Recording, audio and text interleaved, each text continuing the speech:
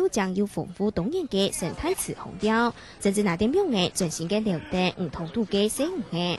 一打美10年前，事實紅係一類看不到嘅透明沙期，不過啲舊年熱太天堂冬天人士改造過後，有為全新嘅生命同風貌，同時未想嘅移動嘅人客嚟壓了。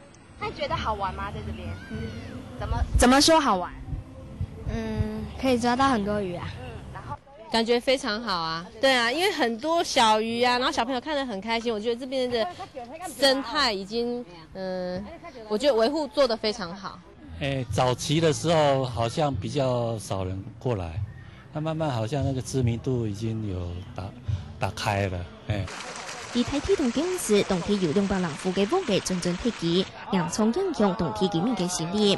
不過啲冬天成會響本高級別嘅新網推廣沙期改造過後，一列透明沙期未變做冬天珍貴嘅生態旅遊景點之一。當這些解說員認證以後呢，哈，當然還有其他的，比如說請一些美食老師來幫社區的媽媽哈做美食哈。